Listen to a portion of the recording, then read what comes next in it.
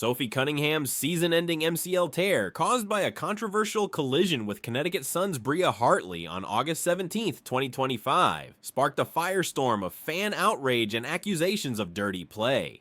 Hartley's apparent smirk after the incident, captured in a viral photo, fueled claims of intent, with fans and Cunningham's family slamming her as the WNBA's dirtiest player. Hartley's history of physical altercations, including incidents with Angel Reese and Rebecca Allen, cemented her villain status. Yet, in a twist, Hartley herself was ruled out for the season with a meniscus tear from a practice injury, prompting fans to call it instant karma. Despite the uproar, Cunningham defended Hartley, calling it a basketball play and emphasizing their friendship. The WNBA's inconsistent officiating drew heavy criticism, while the Fever's resilience shone through, led by Kelsey Mitchell's 38-point outburst and Lexi Hull's emerging leadership.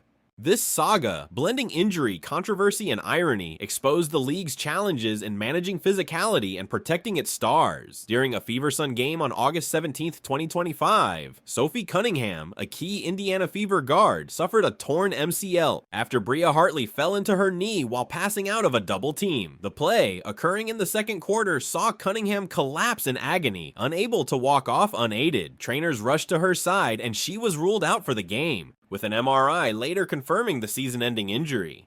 The Fever still pulled off a 99-93 overtime win, but the loss of Cunningham, their third player sidelined for the season alongside Ari McDonald and Sydney Colson, was a gut punch. What ignited the controversy was a viral photo showing Hartley seemingly smirking as Cunningham writhed in pain. Social media exploded, with fans labeling it the dirtiest hit of the 2025 season. Posts like "Bria Hartley needs to get jumped" and accusations of her malevolent grin flooded X, amplifying perceptions of intent. Cunningham's sister, Lindsay, and mother, Paula, fueled the fire, with Paula calling Hartley disgruntled and out of control in a since-deleted tweet, and Lindsay blasting the WNBA for prioritizing fines over player safety. Hartley's history didn't help her case. Fans pointed to prior incidents, like her grabbing Angel Reese's hair during a rebound battle and shoving Rebecca Allen, as evidence of a pattern. A July altercation with Rakea Jackson and an August scuffle with Natasha Cloud and Sabrina Ionescu added to the narrative of Hartley as a reckless agitator. Social media posts, including one claiming Hartley liked an Instagram comment calling her the dirtiest player in the league, further entrenched her villain status. Fans saw the Cunningham incident not as an isolated accident, but as Exhibit A in a season-long case against her. WNBA's inaction drew ire. Fans and Cunningham's family criticized referees for inconsistent calls, letting physical play slide, while finding players like Sophie for criticizing officiating. Lindsay's ex-post summed it up. IWNBA, maybe you should focus less on finding players for commenting on your poor officiating and more about hiring officials that are able to call a consistent game and protect your athletes. The league's silence on Hartley's play, despite calls for suspension, fueled accusations of a double standard. Remarkably, Cunningham took the high road. On her August 19th podcast, Show Me Something, she defended Hartley, saying, "I know Bria, and I'm actually really good friends with Bria.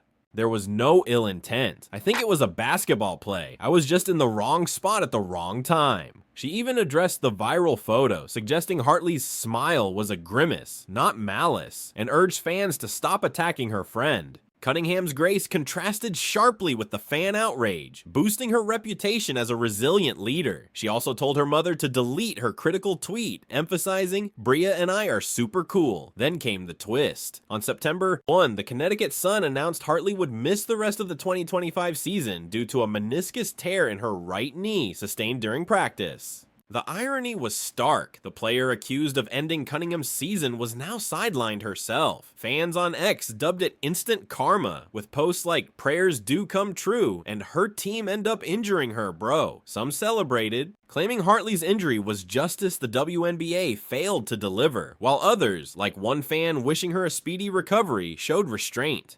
The timing, Hartley's injury coming just weeks after Cunningham's, felt like a cosmic reckoning to many. Despite the loss of Cunningham, the Fever showed grit. Kelsey Mitchell's 38-point performance against the Sun earned her Eastern Conference Player of the Week, while Lexi Hull stepped up as a leader.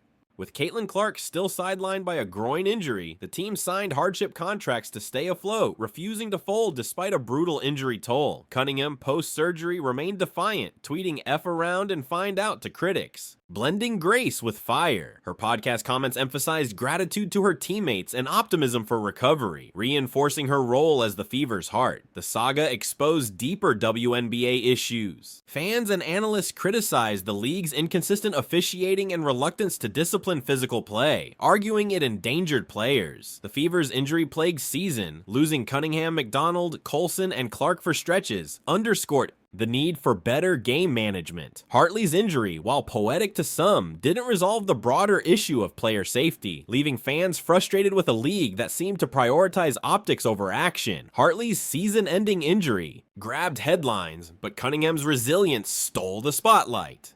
Her refusal to vilify Hartley, despite fan and family outrage, showcased her character, while her team's fight, led by Mitchell and Hull, kept playoff hopes alive. The WNBA's failure to address the controversy left a sour taste, but the Fever's grit and Cunningham's grace turned a dirty play into a story of perseverance. As fans debate Hartley's intent and the league's inaction, Cunningham's recovery and the Fever's playoff push remain the narrative to watch.